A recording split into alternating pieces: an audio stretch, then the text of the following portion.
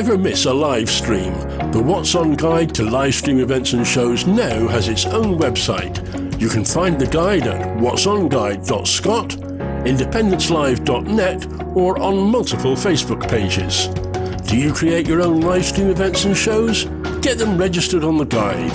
See whatsonguide.scot for full details.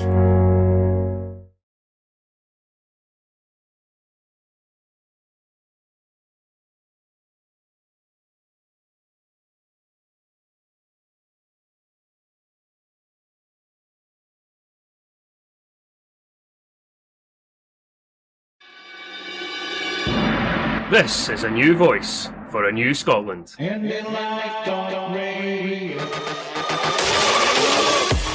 know you're busy people, so most of our shows are also on demand on our Scottish Independence podcast channel, available wherever you get your podcasts. You'll see what a great variety of shows we have. There's something for everyone. Our newest on-demand platform is IndyLive Radio's YouTube channel. We have set up playlists for our most popular shows and current topics, currency, list parties. New content is added almost daily, so subscribe and you won't miss anything.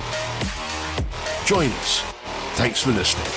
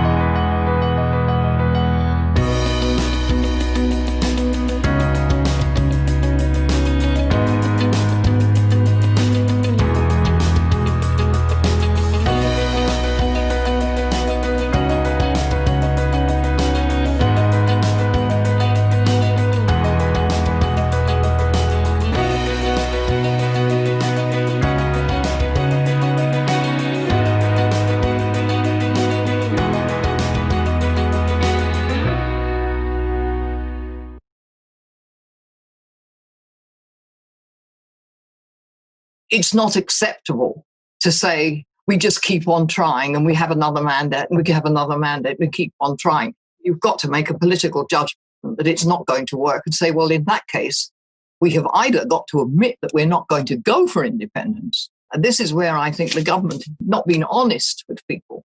That is, I'm not saying it will happen. I'm just saying that it is at least a possibility. If we hone in totally on Section 30, we could not get a referendum at all under Section 30. And therefore, that to me means that you've got to find another way. But I don't think anybody who's gone over to yes now is really for moving, because I think they can see clear as day what things look like. And I always felt that during the independence referendum, that it would take a no vote in order for a lot of Scots to realise the consequences of voting no. They would have to see what happens when they vote no in order to realise what a mistake it was. And to me, that's the clear blue water between staying in the UK and going for independence. It's clear, regardless of what Boris Johnson said the other day, that they will want to go back to business as usual, where the ultra-rich are the ones who gain from everything. Mm. We don't want to be part of that. We want the chance to actually build a fairer country. It's the Brexit stuff for me, the nepotism stuff for me, breaking international law stuff for me, the ERG hijacking UK democracy stuff for me, education is a luxury stuff for me, £9,000 tuition a year stuff for me, it's the NHS on the table for a US trade deal stuff for me, demonising the working classes stuff for me, refusing starving children free school meals stuff for me, it's Boris calling Muslim women letterboxes stuff for me, his pickaninnies comments stuff for me, his bum boys comments stuff for me, his Scotland is a verminous race comments stuff for me, the UK internal market bill ripping up the devolution settlement stuff for me, devolved legislators being ignored during Brexit stuff for me, a lack of UK leadership during COVID stuff for me, nuclear weapons being in Scotland stuff for me, a decade of Tory governments Scotland didn't elect stuff for me, it's a weak left opposition in England stuff for me, attempting to frame independence as anti-English bigotry stuff for me, it's trying to ban anti-capitalist references in schools stuff for me, it's England-centric lefties painting SNP as a protest vote even though Scottish Labour is spineless stuff for me, it's the UK for me.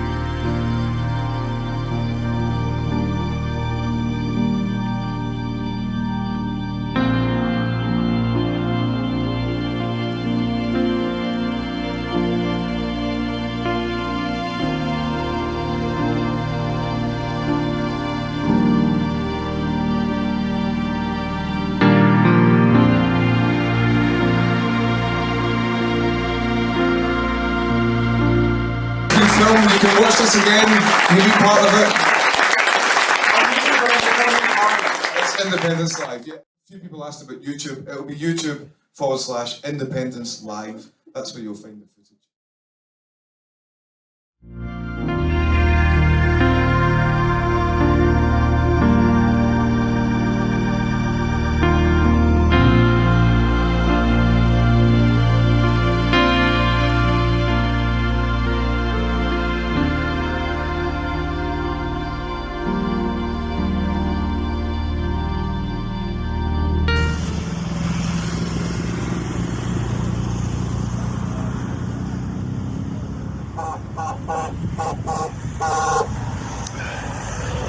Here we are, it's the Yackin Bridge where we started the first 500 miles. In front of that beast there. This is where it all started. We're now in day 4 and we're heading towards Portree. We'll see he's on the road, sign the covenant. Long walk to freedom. Talk to you later.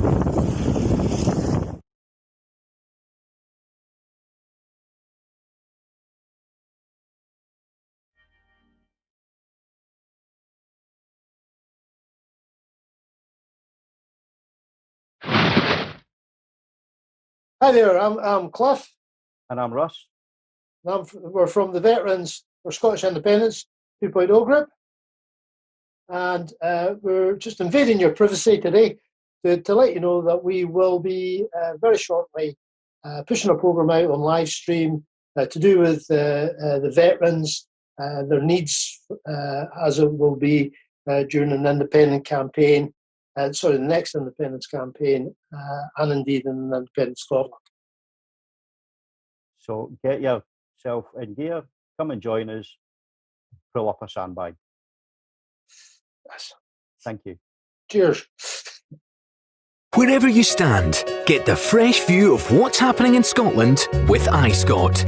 Celebrate everything about our country with intelligent, in-depth insight from lifestyle, culture to puzzles, and all the opinions you'll need. Whether it's digital or by post, subscribe now to iScot.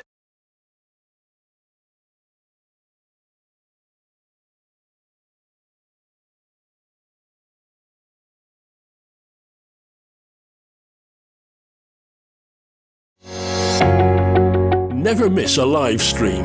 The What's On Guide to live stream events and shows now has its own website. You can find the guide at whatsonguide.scot, independencelive.net, or on multiple Facebook pages. Do you create your own live stream events and shows? Get them registered on the guide. See whatsonguide.scot for full details.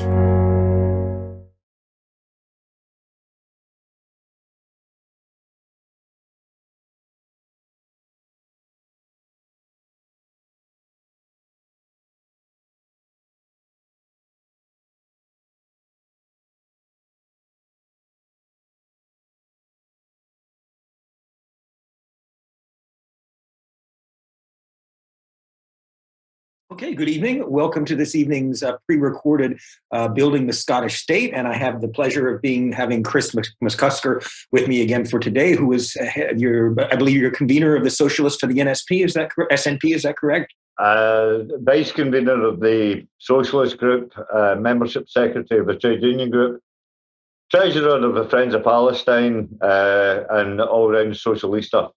Okay. All right. Well, let's begin by talking about the national. Is it NEC, the National Executive Committee, and that you are becoming a candidate for that? And tell me, I know there was kind of quite a kerfuffle because they had imposed those rules that basically made it so that Joanna Cherry couldn't run. How did you read that situation? How did you read the? It's something that's not nice. Joanna's a personal friend of mine. I've campaigned with Joanna. She's been very supportive throughout my political involvement within the SNP. And I honestly do wish that all this nasty sniping and carping would just go away, because it's not nice. It's why. One of the main reasons as to why I left the Labour Party, to be very honest with you, and the SSP. you have to be a realist to understand the fact that this does happen within political parties. It happens within community groups. It happens, in life in general. Despite being a Republican socialist and a bit of a firebrand, I do like life to be as easy as easy as the next man. So I don't like infighting whatsoever. I hate it when it goes out on mainstream media because the right-wing media jump all over it. It makes us look bad. It gives them ammunition. And I really just wish that, people are always going to have a difference of opinion, but at the end of the day, we've got one plain goal, and that is independence. Independence will come in various shapes and forms.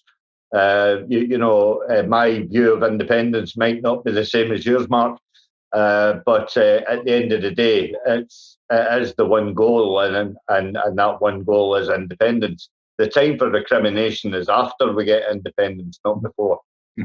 Yeah, and because I didn't watch the interview, but at the All Under One Banner virtual rally the other day, they interviewed Ian Blackford, and Leslie Riddick was gave him a pretty hard time because she was repeating the sentiments that she was seeing in the online questions, which is of really deep concern about how this is going to happen. Because as at least as I perceive it, it seems as if Sturgeon is kind of hogtied to a certain degree of being able to announce a referendum. And of course, there's the Alex Salmond issue and all of the things that are going on with those machinations. And so there's 1,000,001 machinations that people have got to take into consideration. There is the ongoing issue of the Alex Salmond situation, and again, I make no bones about it. Alex is a personal friend of mine. He was instrumental in setting up the socialist group, steered us away from not becoming a replication of the 79 Club, again. Like Joanna, he's been very supportive throughout my political career in the SNP. What has happened has happened. I wish to God that it happened, that it didn't happen. But these are the cards that were dealt with, and we've got to play them. The other things as well, stuff like that. A lot of people are saying that that you shouldn't have a husband and wife at the top of a political party. All the rest of it, people have got feelings about that, and all the rest of it. It is what it is. But again, I will go back, and I hope that the viewers don't get fed up with this. But I'll go back to the mantra of the fact that we have all got one common goal. And that common goal is independence. And I would like actually to quote, it might be slightly controversial, but I'll quote Che Guevara. No country ever won its independence through disunity and disharmony. And that is as plain as anyone can see. It has to be a collective buy-in. And as I say, once we get independence, then there's time for recrimination after that. The main thing that we have to do is get away from the British state, because it is killing us. Of course. It is throttling our country. And with the onslaught of the 31st of December, come the 1st of January, these people who are sniping from the sidelines are going to be saying, well, we've now got to deal with this, and we've now got to deal with that. And the only way to deal with it is to be independent. And the only credible party in Scotland to deliver that independence is the SNP. The SNP, I'm wise enough to know that the SNP are not the Indy movement. The wider the Indy movement, the Indy family, are what I say they are. They are the indie movement. They are the lifeblood. I'll augment what Leslie said as the fact that the grassroots is the indie movement. The SNP are the conveyance. They are that conveyance towards independence. And once we get independence, then you can have an emergence of breakaway parties, your ISPs or your Alliance or your SSP and stuff like that. I don't think there's any question that there will be a realignment once independence is achieved, but there's deep concern about how it's achieved. Given the constraints that I don't know whether it's self-imposed constraints, but Nicola Sturgeon ruling out anything other than a Section 30 order with Boris Johnson there. Who knows if he's going to be replaced, put in with, I don't know, Jacob Rees-Mogg. Who knows? It's just that there's real concern, and I'm just wondering if there is what the plan is, because there's no question that they have to have, gamed this. And I was looking through the website for the investment bank. No, the Scottish Federal, was it Federal Bank, or the one that was proposed at the. But anyway, in this timeline for a currency put forth by the SNP, they have a date set of September something of 2021. And I mean, this is pretty concrete. It's an SNP document. So I'm just wondering if they're just waiting for the right moment when it's clear that no deal Brexit's going to go through, that they would be able to say, okay, well, if the SNP wins a big majority, we'll have a referendum on this date in September. So I'm wondering, Well, I had a chat with one of my activist friends, long-standing activist friends, who's no longer in the party. I'm desperately trying to convince him to come back into the party, which I think he will, because we have a mutual friend who has successfully been elected as candidate for Eastwood for MSP, and I love campaigning alongside this guy. Who's he running against? And who has the seat now? Jackson Carlo has the seat. We've actually got a proven track record, because back in 2014 we successfully put in Kirsten Oswald against Jim Murphy and won. So coming up against Jackson Carlo is, it's going to be no mean feat. We can't be complacent, but we need good activists such as my friend Peter that I was talking to today. But going back to what you were talking about, Peter brought up this question, about finances and the bank and stuff like that. But I was actually present. The trade union group had an online hustings for the SNP president post, which Corey Wilson and Mike Russell and your man, you'll need to remember, Craig Murray, all three are running in the race. And I was pleasantly surprised on all three of them. I know Corey. Both of us helped co-collaborate on our sister channel, shall we say, of Broadcasting Scotland. Mm-hmm. And I know Mike, obviously, as well. Craig Murray I've shared a stage with once at a Hope Over Fear rally, and we didn't really get an awful lot of chance to chat and stuff like that. But I was pleasantly surprised with all three of them. Yeah, Greg's a really good guy. I've had a few beers with him. We were both in London Calling together, so I've.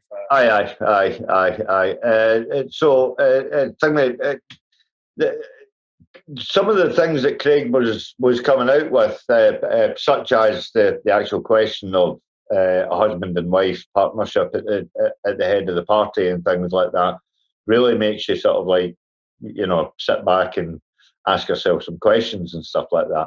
But I was pleasantly surprised that Mike actually reiterated the date of September for a referendum. Do you know what I mean? I was pleasantly surprised at that because what was that? What was that? Mike Russell. I don't think I'm breaking any news here, Mark, but Mike Russell indicated that he was working towards September for the date for a referendum.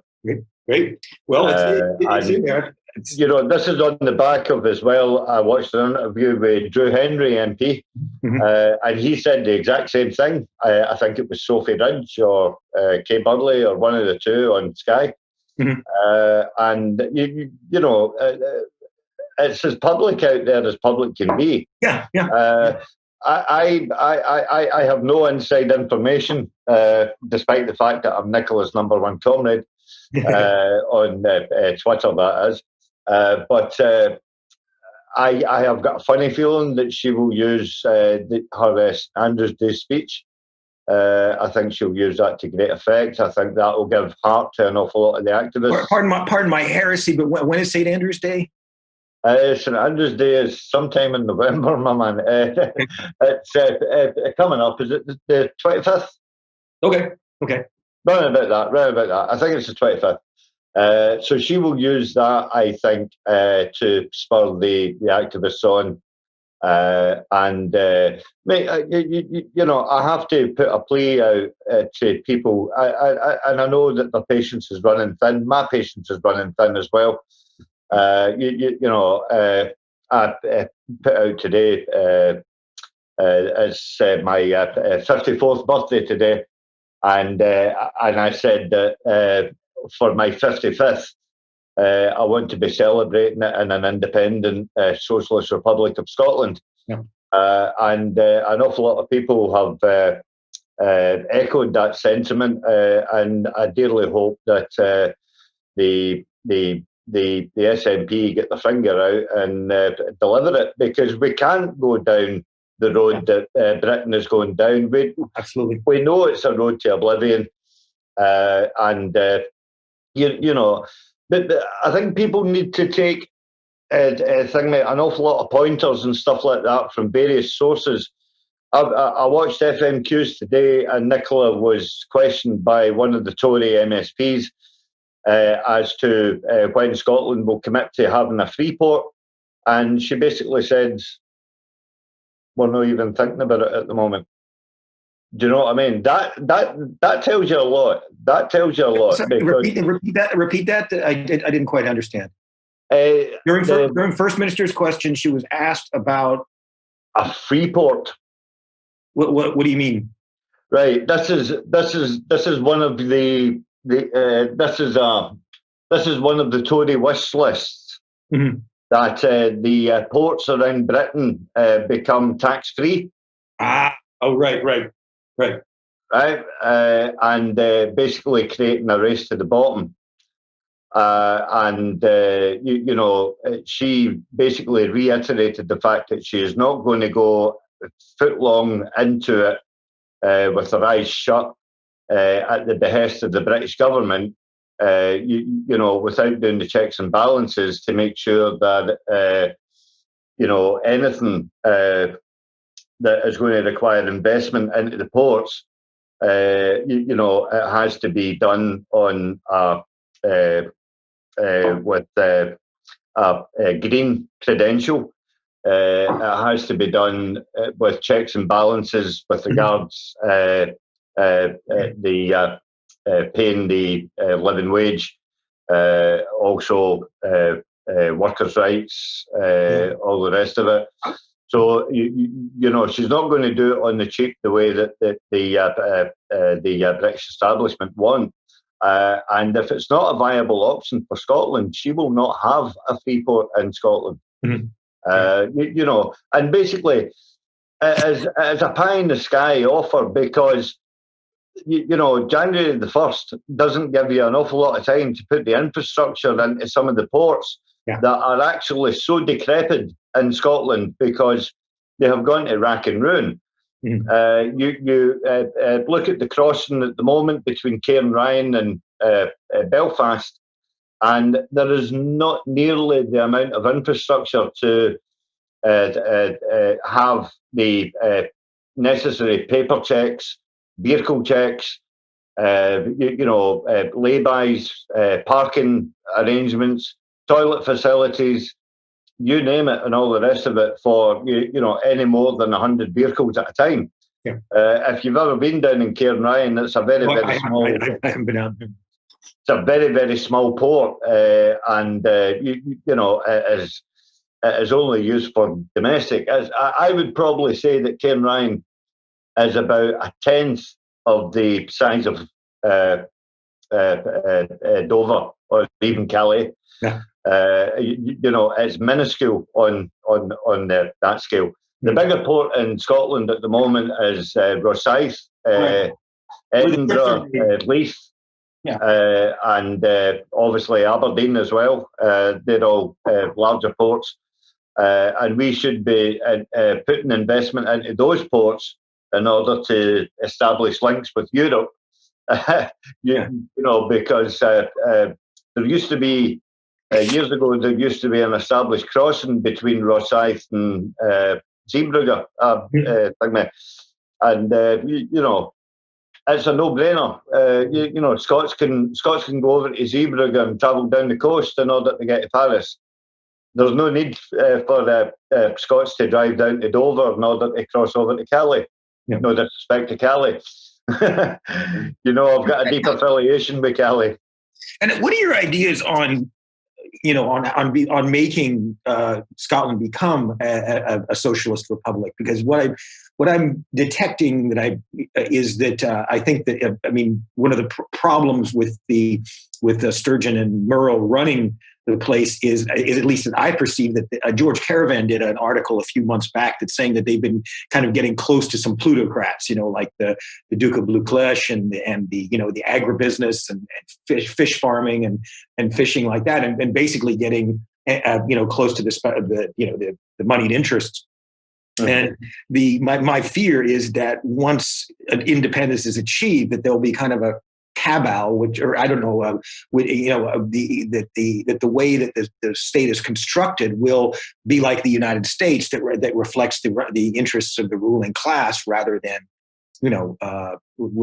people. And so I'm just wondering, what do you think we can do now to begin to build towards that? I mean, I've got my constitutional project. We've got the, actually,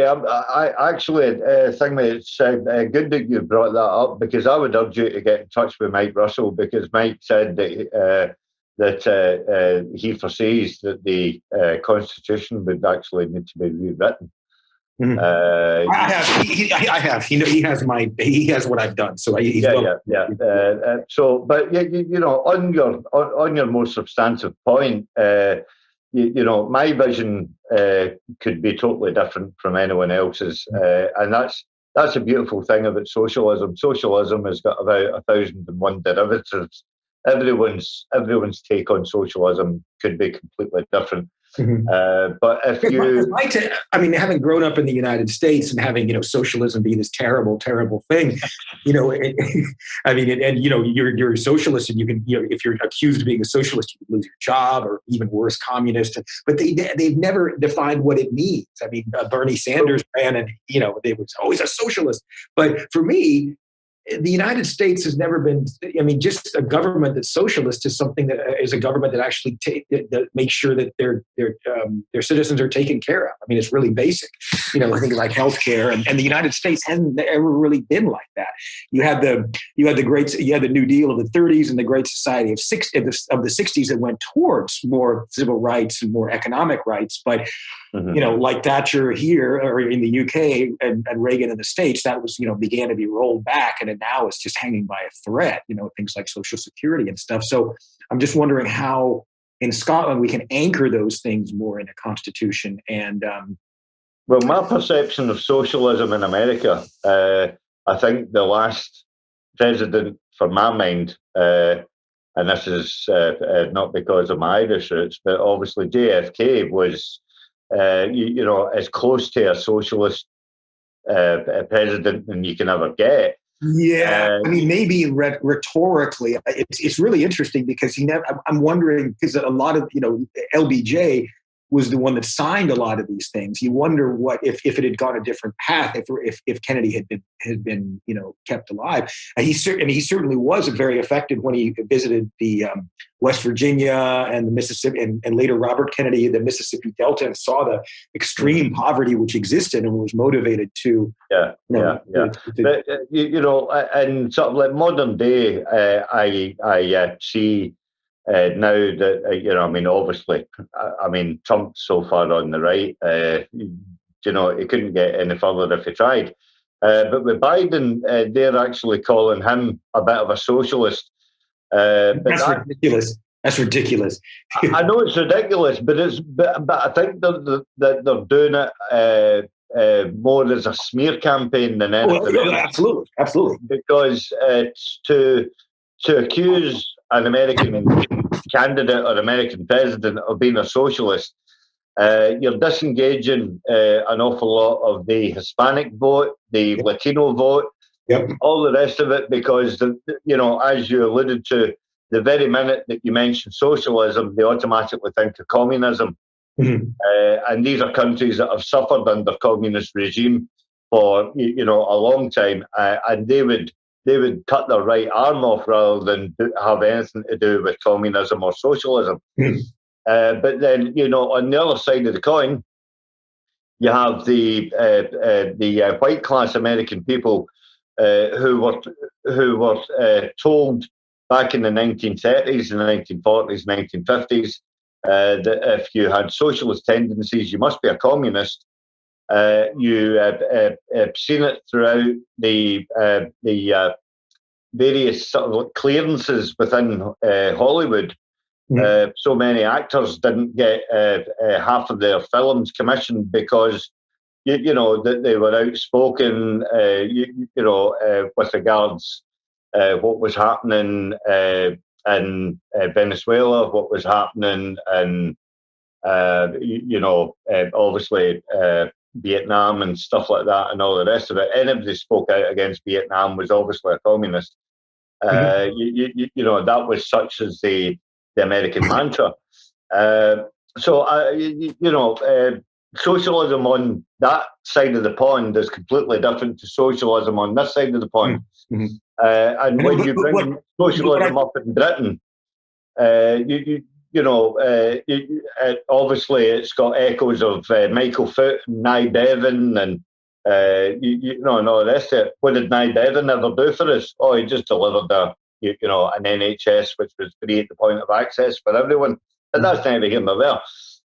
He was a Labour man, so he was obviously very bad in the eyes of the far right. Because the Tories would sell their granny in order to start charging for the NHS the exact same way as the Americans do. I mean, Christ, Donald Trump was wanting to charge something like, I heard it quoted, $15 for an elastoplast just because you cut your knee. Yeah. I mean, that's, fucking ridiculous. Well, the thing is, the entire American economy is based on profiteering, Yeah. You know what I mean? It's always been steeped in corporate capitalism, and America is full tilt on consumerism. It's always been, at least 5 years ahead of Britain, consumerism-wise. Yeah. And everything is all sell. What was that? No, I was going to say Tom Hanks, but it's not the other one. It's the Tom Cruise. The old show me the money routine. And that's people's perception of America has always been that. And any time that they are showing deprivation, then it's always in hard up places like Hell's Kitchen and things like that. But not anymore. Not anymore. In the streets and stuff like that. But as you say, it's endemic throughout the Midwest. If you look at all the old tin towns, stuff like that had steelworks in them, and major factory. Industrial factories of high production and stuff like that, and that's now gone. And Trump had said, "Oh, I'm going to rebuild the factories. I'm going to open up the salt mines and whatnot, what have you, and all the rest of it." And again, it was all just rhetoric. He had no fucking. Well, and there's no way. There's just no way that the American system would allow him to do that. I mean, well, no. Of course, it was completely constructed. It was all platitudes and playing to the crowd. Do you know what I mean? But that's what Trump is. Do you know what I mean? But going back to what you talked about, socialism in Scotland. To my mind, Scotland, like Liverpool, has always been socialist. You look back to the 1920s of the Red Clydesiders standing up for their principles, standing up for their rights, and all the rest of it. And we're not going to go down the road of, but Churchill put tanks on the streets and all the rest of it. Churchill never put tanks on the streets. The tanks were put in Maryhill Garrison for a fair attraction. And one tank was paraded around the streets of Glasgow and stuff like that to attract people to go to the carnival and stuff like that and go to the fair. Yes, Churchill did give the signal to deploy troops because the Glasgow police didn't want to be fighting their own neighbours and stuff like that.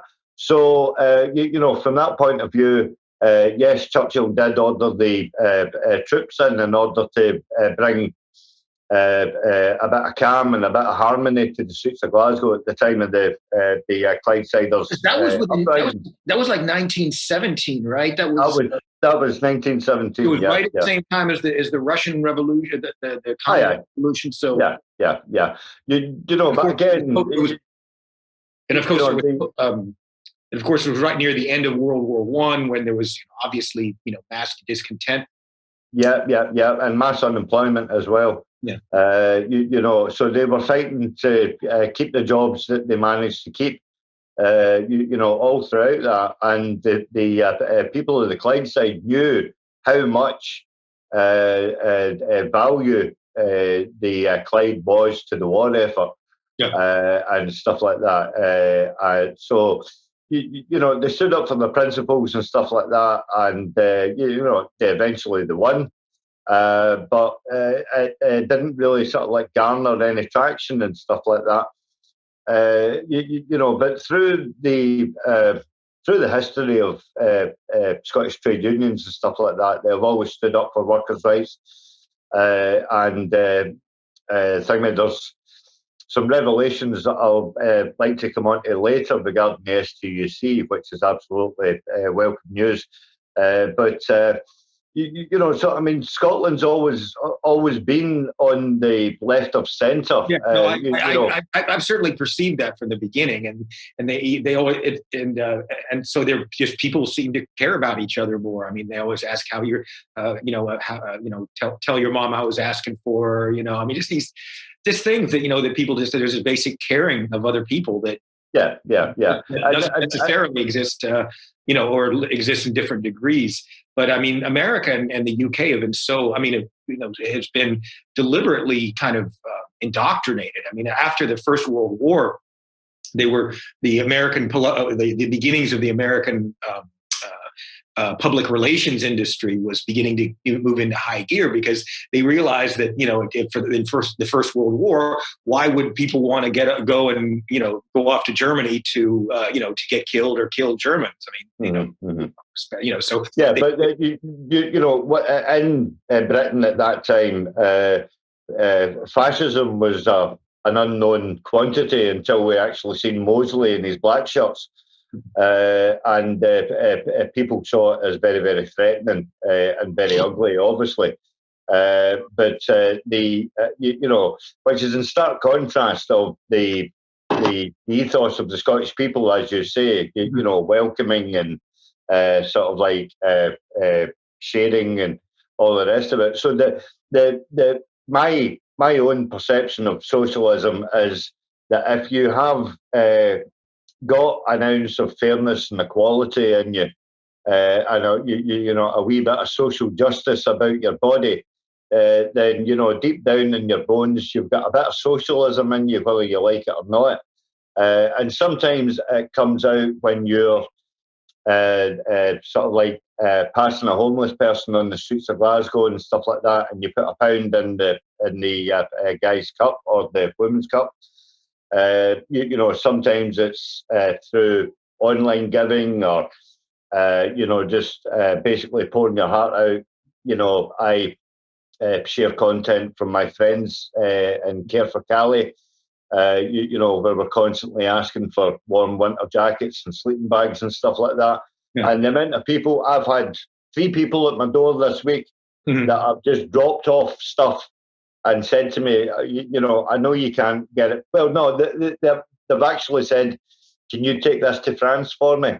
And I'm like, sorry, I'm not even allowed outside East Renfrewshire, my darling. Do you know what I mean? But, well, no, I understand. When I was like that,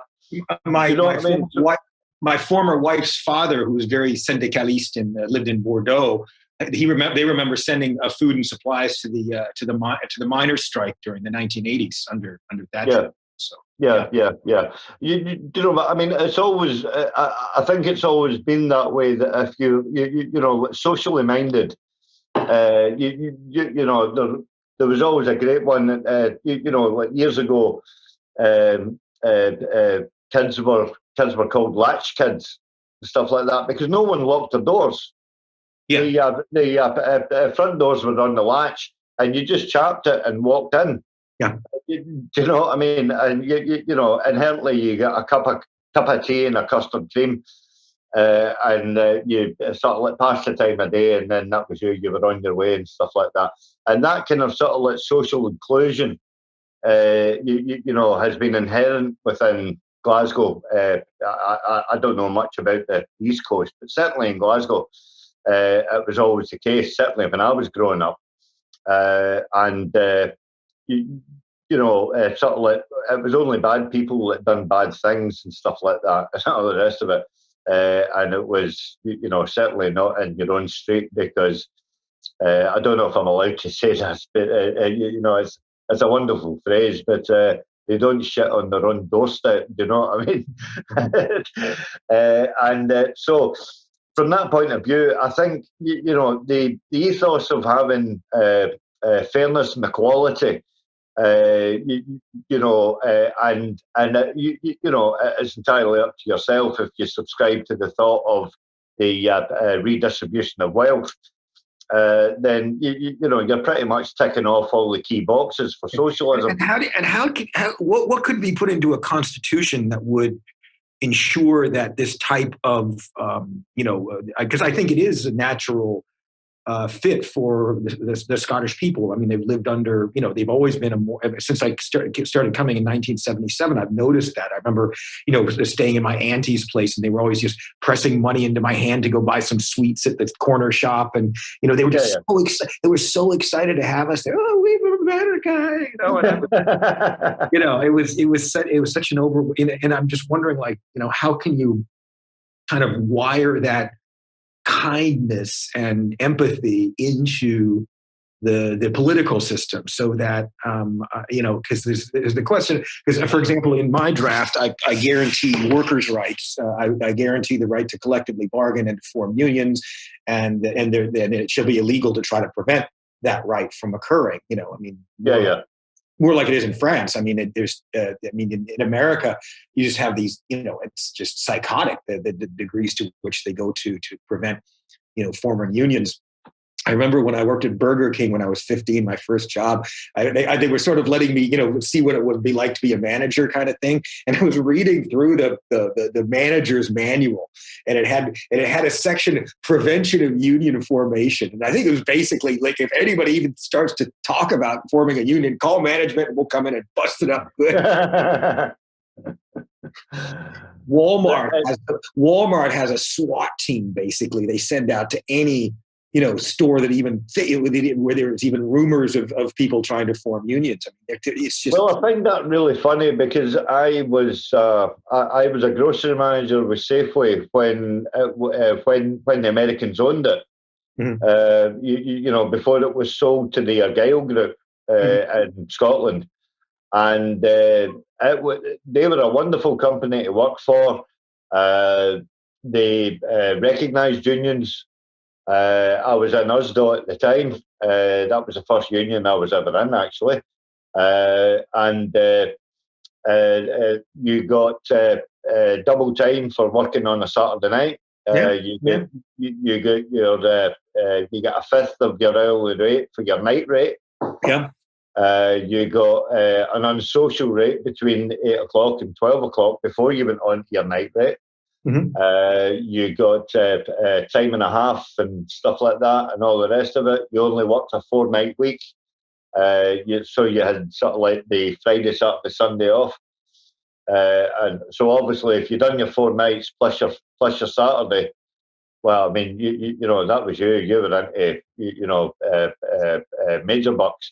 Yeah. For that week and stuff like that. Well, I mean, there are good American companies, but you know, and then they do, you know, if they operate in a country, they obviously have to respect the laws. And so I don't know in the States how accommodating they were of unions in the States, but I don't think, you know, many companies are anymore. There's so much effort to join unions, but you can be fired so easily. You know, I mean, you can be fired for nothing.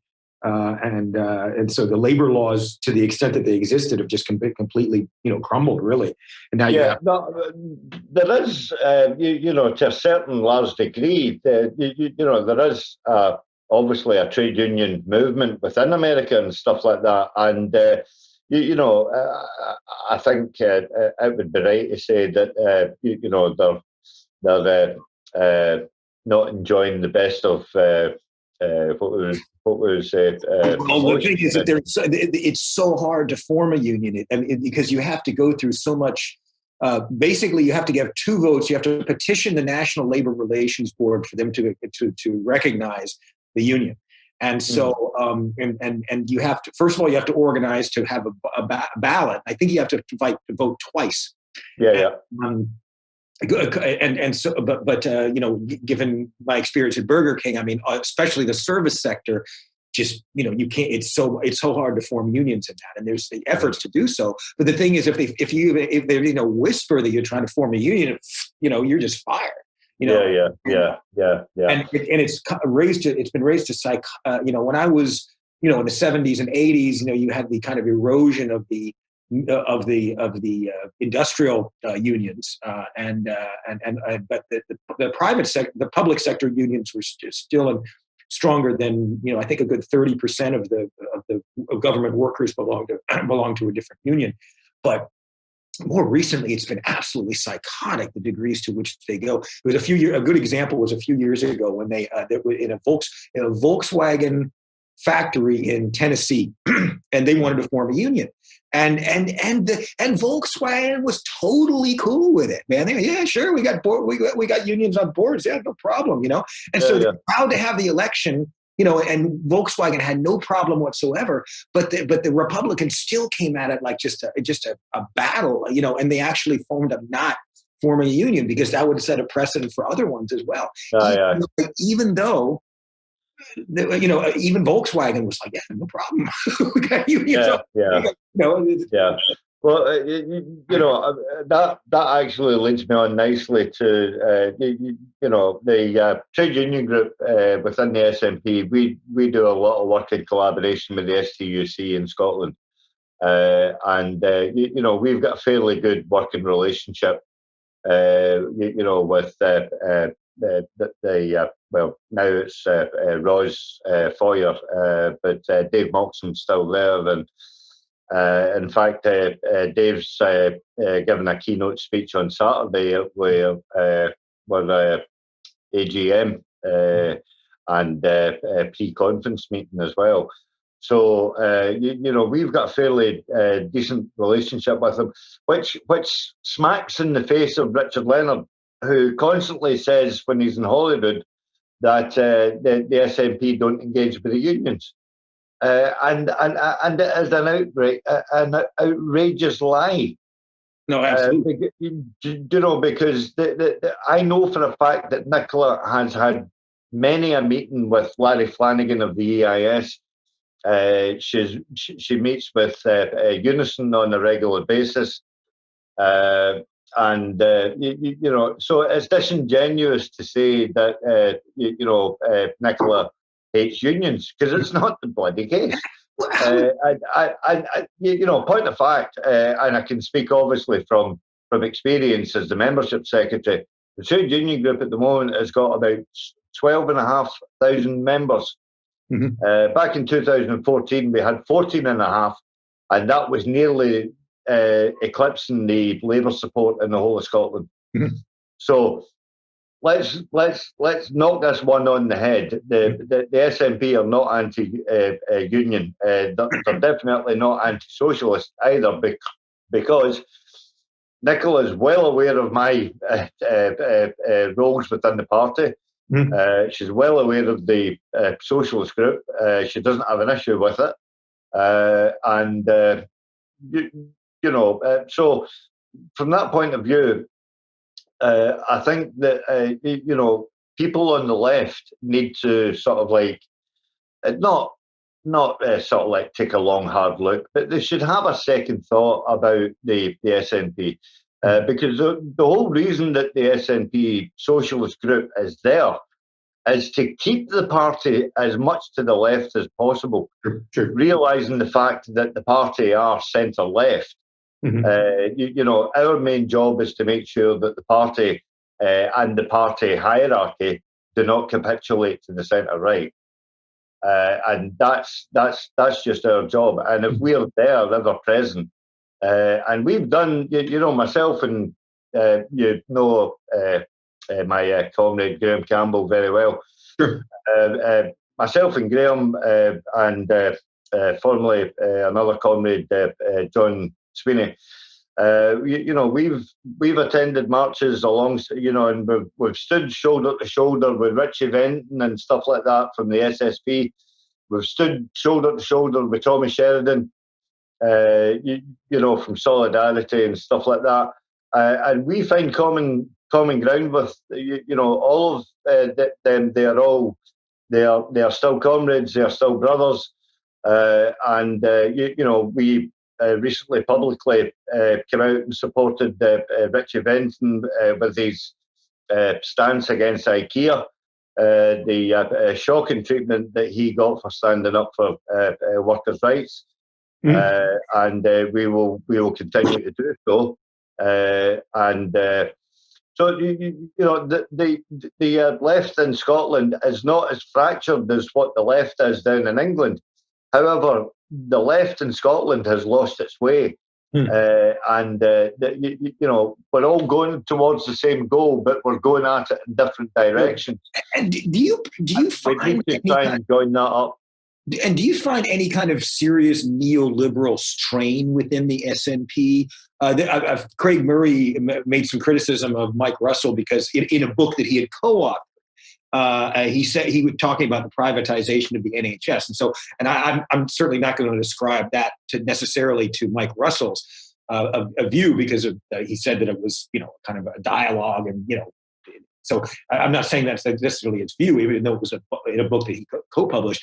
But do you detect any kind of serious neoliberal, privatization type strains within the SNP? I don't see it, and if I did, I'd be the first one to call it out. I'm sure I forgot about that. I would not be shy in coming forward. I mean, we've had several conversations, Mark, and one illustrious journey from Aberdeen down to Glasgow, I seem to remember. Yeah. So I think you pretty know my views on that.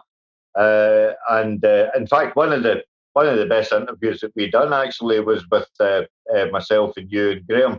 Well, I really enjoyed that, and there were two other folks, right? Yeah. Well, John was there as well. John. That was just fantastic. That was that was the best, among the best times I've ever had at an interview. It was just so. Yeah. No, that was good, and and that was just about. I think that was only about 2 years that we had actually formed the group, and I think it was actually more of a revelation to yourself than obviously to us. the fact that that you had some raving lefties within the SNP. I wouldn't call it a surprise. It was a pleasant discovery. I'll put it that way. I wasn't. No. I'll take pleasant discovery. That's good enough for me. But yeah, no. Myself and Graham, and actually our co-convener is George Kerrivan, and George has recently written a piece in Conter. I read both. I think there were two. I read both of them. I was alluding to that earlier, where where he's disturbed about the at least the associations between Merle and Sturgeon and some basic plutocratic forces. I don't think it's evidence enough to say that there's a touch of neoliberalism sprinkled in for good or bad measure. But I mean, going back to the view of socialism, in an independent Scotland, I would like to see all utility companies being publicly owned. That's obviously a no-brainer. I put that in the Constitution, and any natural monopolies, railways, the wiring, the plumbing, all the stuff that you can't.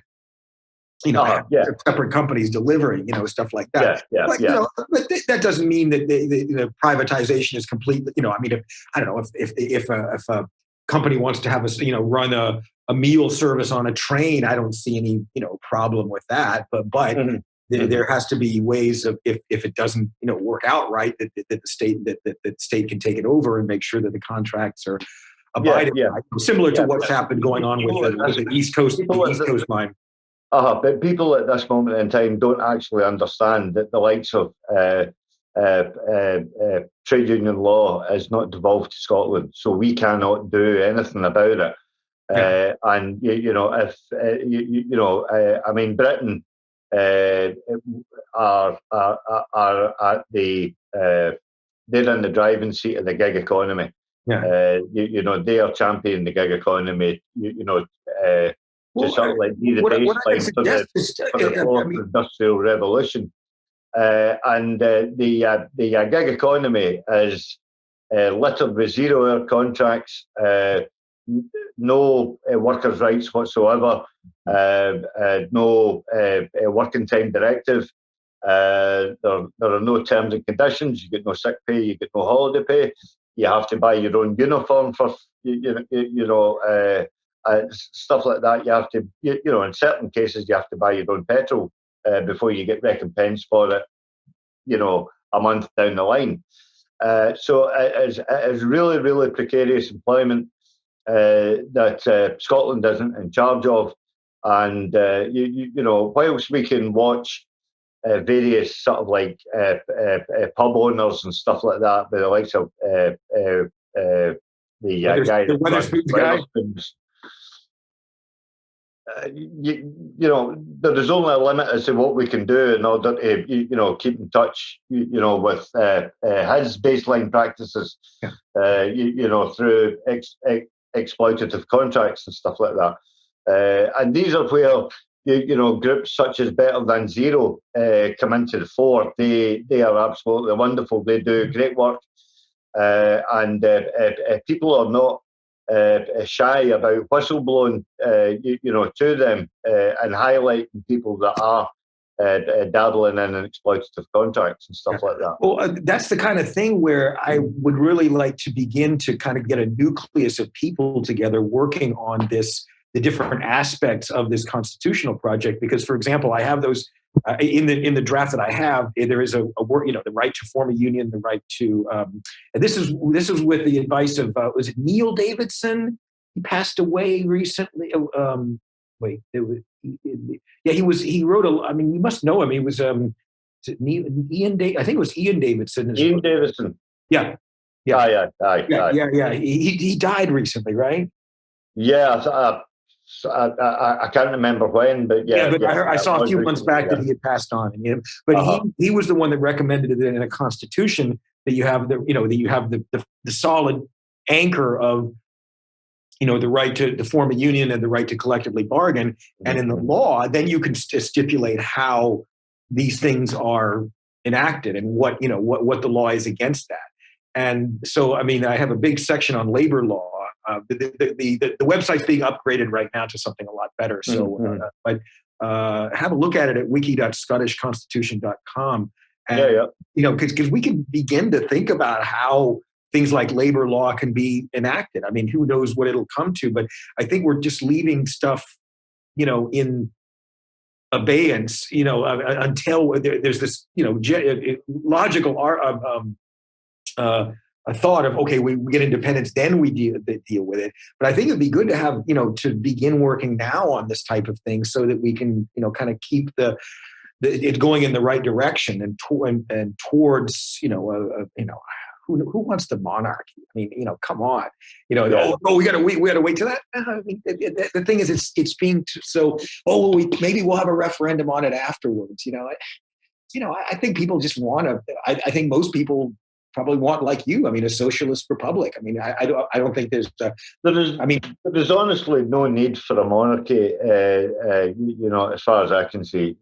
Yes, I fully concede that when Scotland is independent, that the unionists will have a right to reply. They will have their right to argue for the union, argue for the monarchy, and all the rest of it.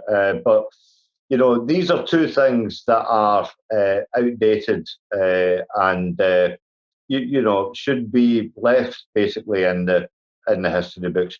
Even you look at the recent goings on within the royal family, and it's certainly they are not adapted to the modern 21st century. Oh my God! I mean, I don't know if you follow the stuff with Jeffrey Epstein and Prince Andrew and stuff like that. It is just a disgusting. It's always been an exploitative, disgusting institution, all the way through the aristocrats and into the imperial age, and it's just, but it's always glorified, like. Like, why? They're a bunch of rapacious parasites. I mean, that's all they are, The only one I ever had time for was obviously Princess Diana. And at the end of the day, I've got my own. They snuffed her. I've got my own conclavities about that and stuff like that and all the rest of it. Although they didn't exactly hold the dagger, shall we say, but they certainly put the wheels in motion in order to sort of make sure that the car hit the central grid. But that's neither here nor there. Yeah. So, but they done that because they seen her as a threat. And the only threat that she was to modernise the family and and to make it more accountable and more accessible and stuff. You can't have that. And that was just sort of like, right, shepherd's crook. That's you. So people who have got that ingrained in their mind, like of pomp and ceremony and pageantry and all that kind of caper. These useless feckers like Nigel Farage and Jacob Rees-Mogg. These are people that will never give up on the empire, and that's fine. Do you know what I mean? They can, they can have their land of hope and glory and stuff like that. If that is the wish of the British people, do you know what I mean? And I specifically say the British people because I am not British, and there's 350 fellow activists who count themselves Scottish before. Well, actually, I was just to build on that. I was reading. I listened to quite a few Fintan O'Toole lectures, who I absolutely adore, and he was saying that since the Scottish referendum, the number of English people that consider themselves British as well has just plummeted. Since then, I mean, what's all this attention on the Scottish? Well, we're English, and from what I understand, people who are English. They're English. They're not British, and so because hold on, let me finish. They've always been the British and English have always been kind of conflated, to include not only the English but the Scots and the Irish, etc. and especially the Unionists in Northern Ireland, et cetera, but without saying specifically English. So it's always been this artificial construct of being British to encompass, the people who are in the UK and, are or had been enthusiastic about it. But I really think those bonds are just, disappearing as we speak, especially as the older generation dies off. I don't know.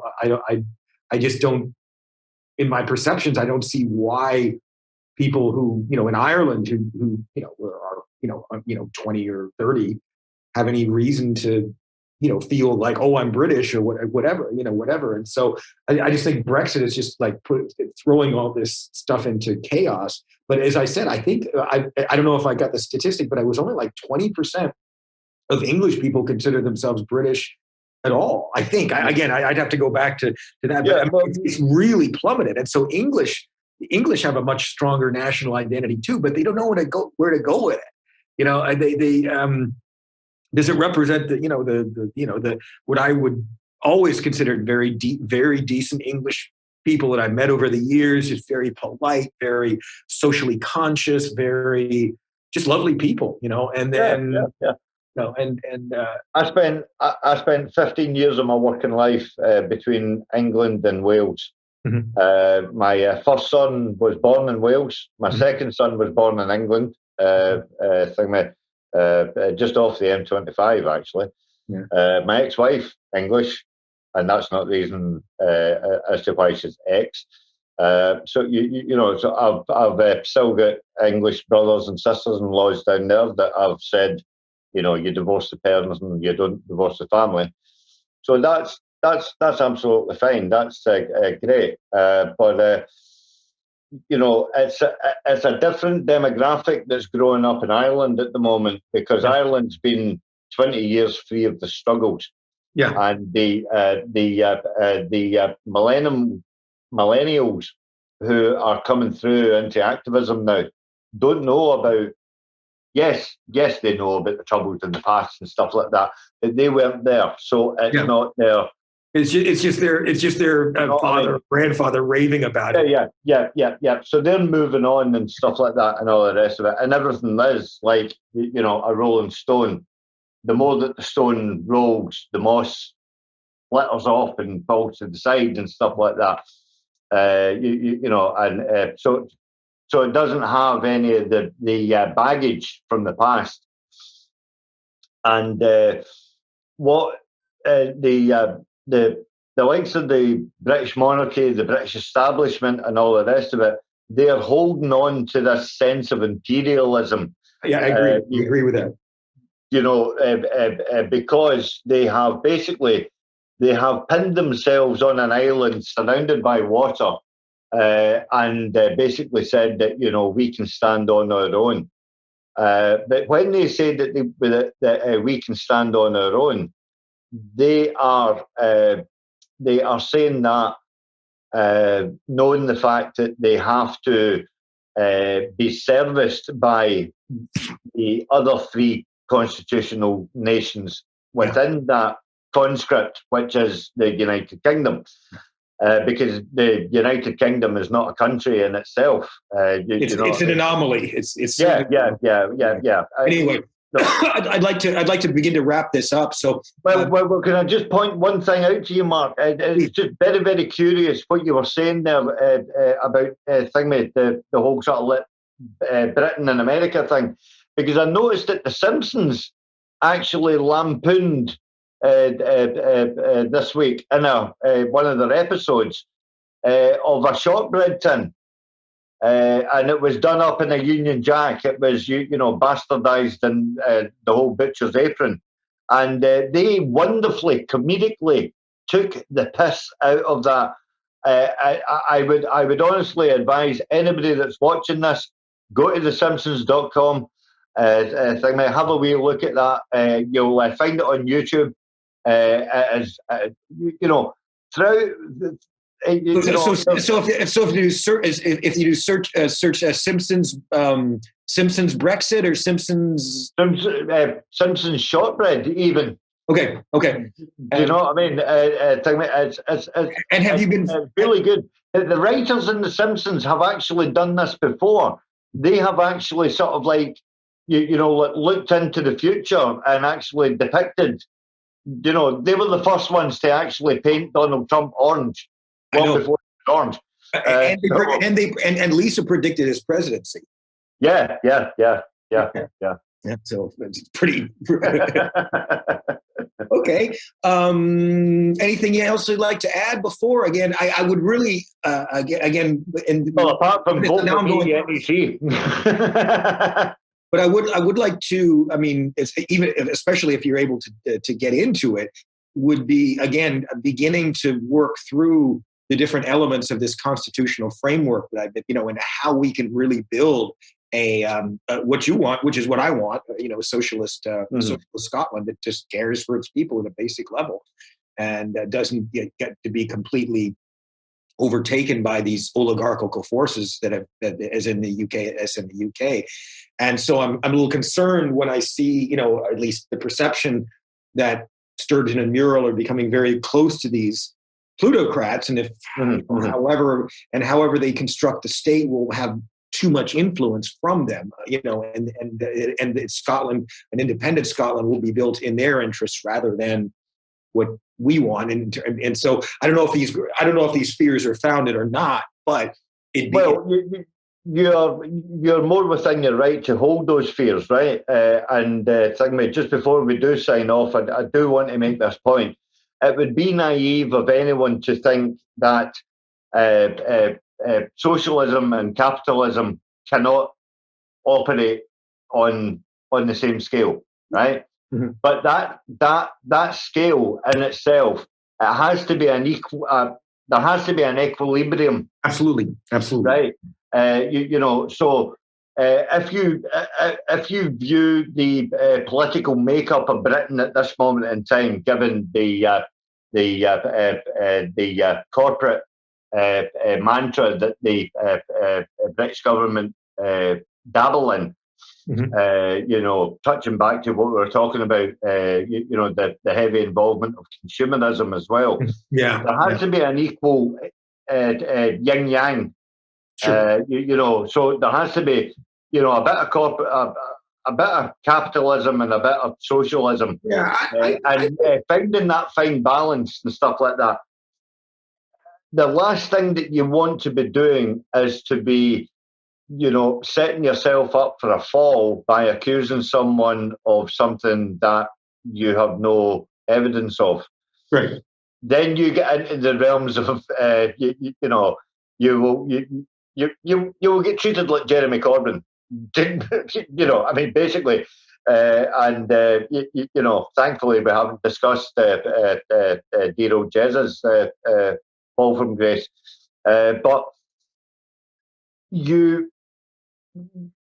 I'm not talking about that we have to walk upon eggshells and stuff like that when we're discussing things of a serious nature, such as people in elected high office dabbling in corporate association, let's call it that. Associations, yeah. Thanks for that. You have to have hardcore evidence before you even begin to want to go down that avenue. Again, I would go back to what I initially said at the start. With a great reverence, Mark, is the fact that no country won its independence through division. Do you know what I mean? Yeah. And unity and solidarity has got to be key. Mm-hmm. We hark back to what 2014 was not a gold standard referendum by any manner of the means. Yeah. It was gold standard on our part, but it wasn't gold standard on the part of the establishment. No. Because the establishment used lies, obfuscation, they used media bias and downright dirty-handed tactics in order to get what they wanted. Yeah. Because Tony Blair actually thought that by giving Scotland a referendum, he thought that the empire was going to win it wonderfully, and we'd be quashed. Sorry, you mean all go away in the corner. Cameron, you mean? Sorry, Cameron. Cameron, yeah. You know, so I mean, he thought that he was going to win. Yeah. And, you know, the arse fell out of his trousers when he found out that we were sitting on 30% before even a ball was kicked. Yeah. You know what I mean? And then we got up to the 45. And the only reason that we got up to the 45 was through hard work, unity and solidarity. The reason that we didn't get 6 percentage points on top of that is because of lies and bias from the media. Absolutely. And that is no doubt. No, now that those lies have been allayed, yeah, people can see those lies exactly for what they are. When and I fully believe that it's going to be September when that question is put to the people of Scotland again. The resound. I will be amazed if it's not at a 70% mark. I think that could easily. The amount of people. It's such a difference. It's so different circumstances. Well, exactly, because the amount of people now that were sitting in their ivory towers back in 2014, you know, come Brexit Day, the shit's going to hit the fan, and they're really going to find out what it means to be searching in their purse, you know, for £5 in order to buy chocolate for the Waynes. Do you know what I mean? You know, reality is going to kick in, and the only alternative is independence. Okay, I agree with you. And on that note, I will let you go. But thanks, Chris, for being with us this evening. No, and absolutely brilliant, Mark. Thank you.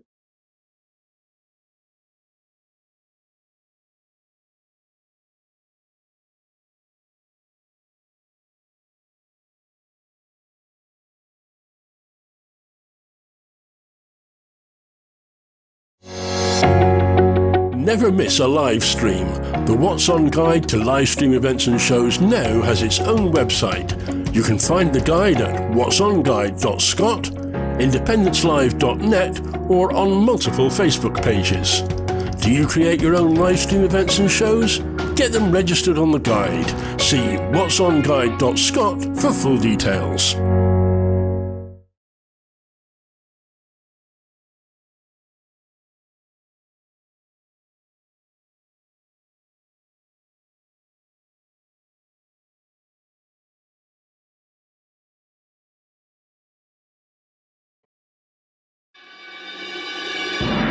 This is a new voice for a new Scotland. We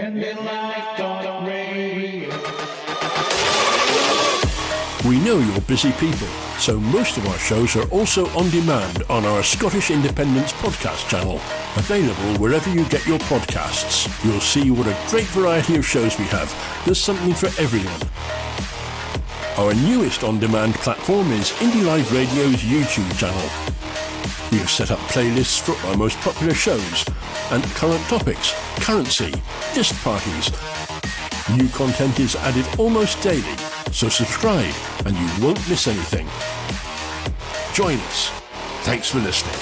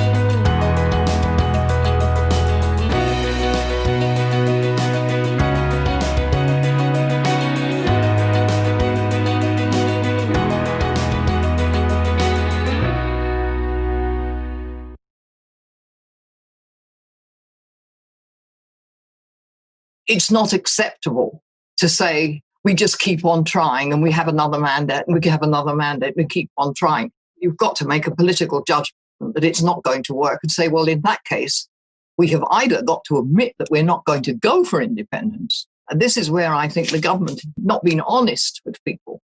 That is, I'm not saying it will happen. I'm just saying that it is at least a possibility. If we hone in totally on Section 30, we could not get a referendum at all under Section 30. And therefore, that to me means that you've got to find another way. But I don't think anybody who's gone over to yes now is really for moving, because I think they can see clear as day what things look like.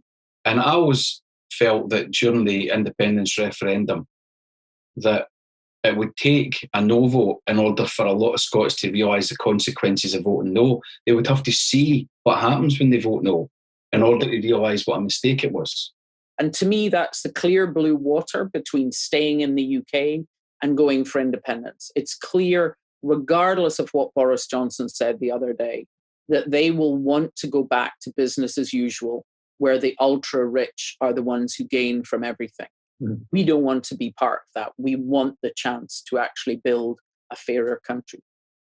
It's the Brexit stuff for me, the nepotism stuff for me, breaking international law stuff for me, the ERG hijacking UK democracy stuff for me, education is a luxury stuff for me, £9,000 tuition a year stuff for me, it's the NHS on the table for a US trade deal stuff for me, demonising the working classes stuff for me, refusing starving children free school meals stuff for me, it's Boris calling Muslim women letterboxes stuff for me, his pickaninnies comments stuff for me, his bum boys comments stuff for me, his Scotland is a verminous race comments stuff for me, the UK internal market bill ripping up the devolution settlement stuff for me, devolved legislators being ignored during Brexit stuff for me, a lack of UK leadership during COVID stuff for me, nuclear weapons being in Scotland stuff for me, a decade of Tory governments Scotland didn't elect stuff for me, it's a weak left opposition in England stuff for me, attempting to frame independence as anti-English bigotry stuff for me, it's trying to ban anti-capitalist references in schools stuff for me, it's England-centric lefties painting SNP as a protest vote even though Scottish Labour is spineless stuff for me, it's the UK for me.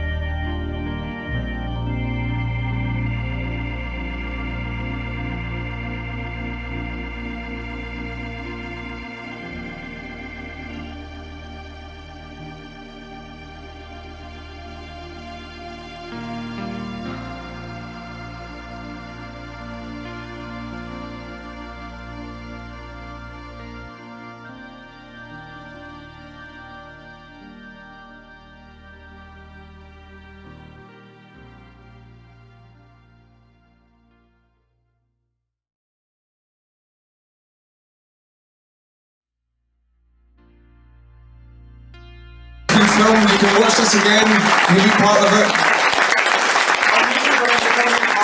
It's Independence Live. Yeah. A few people asked about YouTube. It'll be YouTube/Independence Live. That's where you'll find the footage.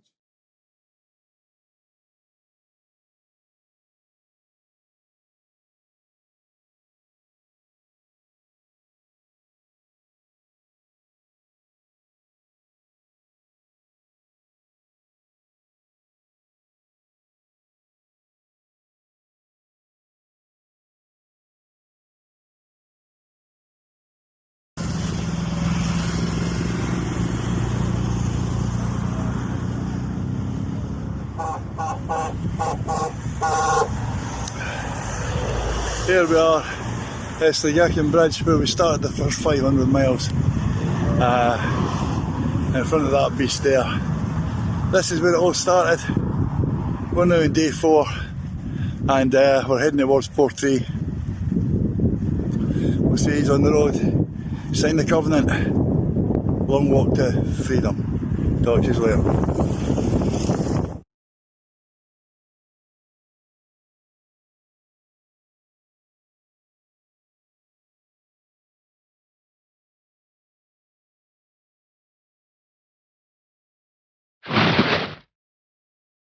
Hi there, I'm Cliff. And I'm Russ. And we're from the Veterans for Scottish Independence 2.0 group. And we're just invading your privacy today to let you know that we will be very shortly pushing a programme out on live stream to do with the veterans, their needs as it will be during an independent campaign. The next independence campaign, and indeed in an independent Scotland. So get your yourself in gear, come and join us, pull up a sandbag. Yes. Thank you. Cheers. Wherever you stand, get the fresh view of what's happening in Scotland with iScot. Celebrate everything about our country with intelligent, in-depth insight from lifestyle, culture to puzzles. And all the opinions you'll need, whether it's digital or by post. Subscribe now to iScot.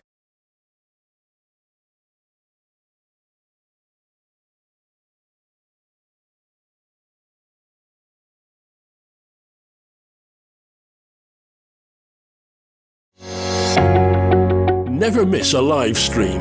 The What's On guide to live stream events and shows now has its own website. You can find the guide at whatsonguide.scot, independencelive.net, or on multiple Facebook pages. Do you create your own live stream events and shows? Get them registered on the guide. See whatsonguide.scot for full details.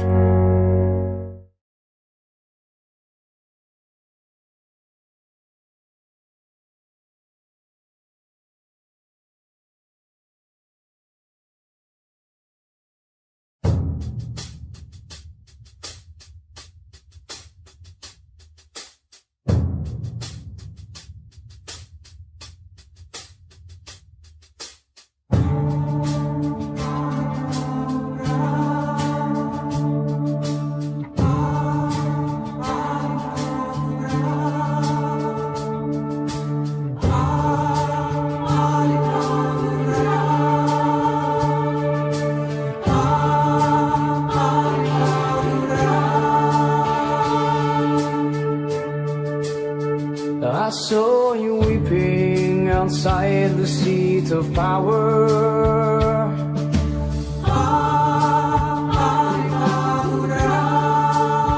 As you reflected on Scotland's wilting flower, a new horizon was all that really mattered. But dawn had broken as dreams and hopes lay shattered.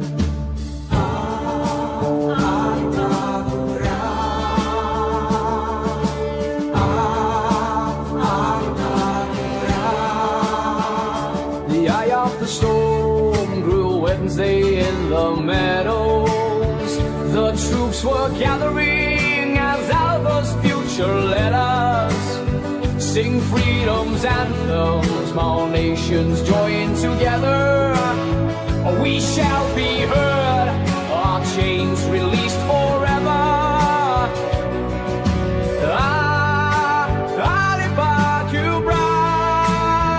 Don't give up hoping and don't despair. The winds of change are blowing and careless on its way. A sea of soul tiles were sailing in the sky. Oh, proudly saying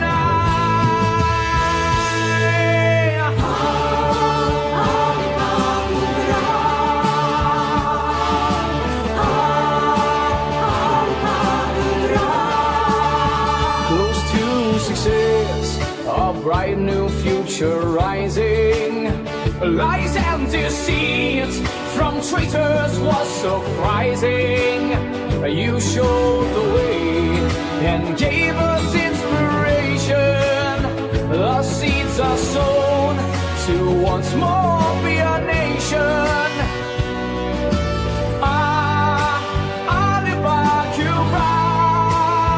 Don't give up hoping and don't despair. The winds of change are blowing and are careless on its way. A sea of soul tiles were sailing in the sky. Oh, proudly saying I.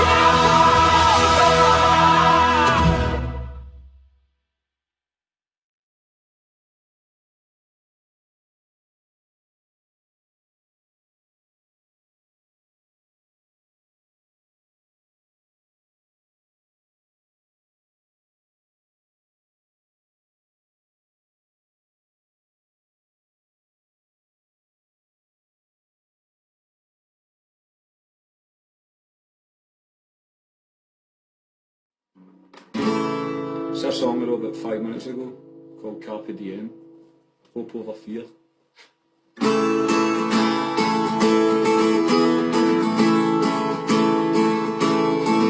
Are you threatened by words from an empire of money and gold? Will you trade in your country's potential for the lies you've been sold? Are you scared that the walls are too high to be breached by the bold? Will you stand and be counted, or shut up and do what you're told? Hope over fear, don't be afraid. Tell Westminster Tories that Scotland's no longer your slave. Carpe diem, will you seize the day? Rip the chains from the unicorn, Scotland's no longer your slave. Let the TV man call you a nationalist for rejecting the lies. Are the wolves of the few off the bob cause they wear shirts and ties? When they tell you that Scotland's no great, are you really surprised? Will you stand and be counted for something that money can't buy? Hope over fear, don't be afraid. Tell Westminster Tories that Scotland's no longer your slave. Carpe diem, will you seize the day? Rip the chains from the unicorn, Scotland's no longer your slave.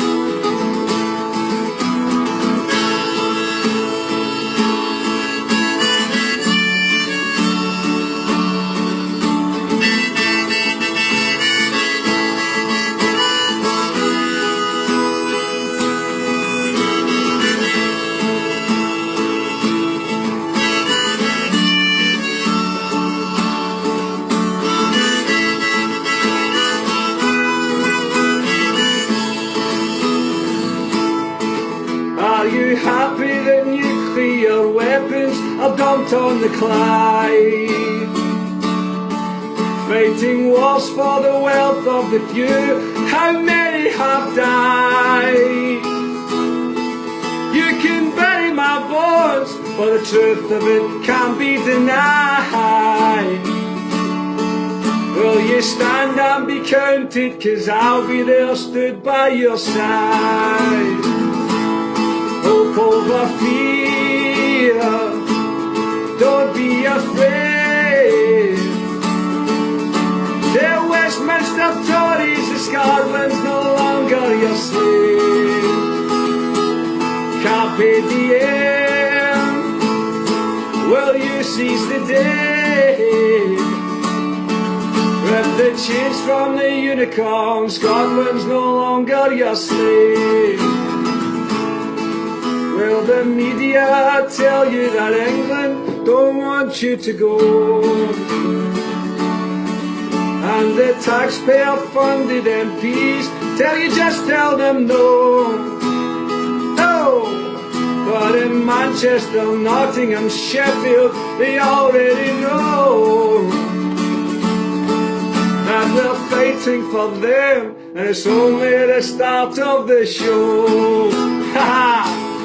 Hope over fear, don't be afraid. Tell Westminster Tories that Scotland's no longer your slave. Carpe diem, my friend, will you seize the day? With the chains from the unicorn, Scotland's no longer your slave. Vote yes for a future. Hope over fear.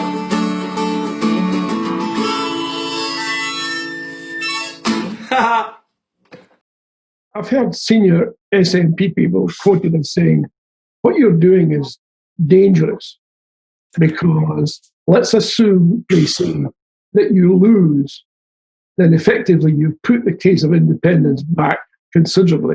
Right. Let me answer that plain, and I'm really glad you brought that up, John. I'm going to put this on the line.